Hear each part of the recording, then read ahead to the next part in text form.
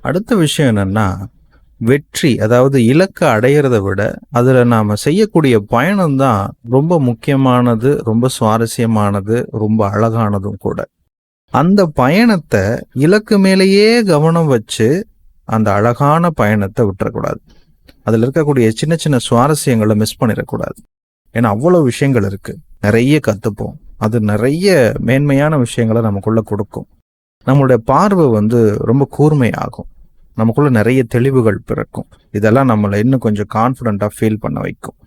எதையுமே கட்டுப்படுத்தாம நாமளும் சுதந்திரமா இருந்து, நம்மளுடைய செயலும் சுதந்திரமா நிகழ அனுமதிச்சு, ஒரு அழகான மாற்றத்தை எப்படி உருவாக்குறதுங்கிறத நாம கத்துக்கக்கூடிய ஒரு அற்புதமான வாய்ப்பு இந்த பயணம். இந்த பயணத்தை கொண்டாட மறந்துடாதீங்க.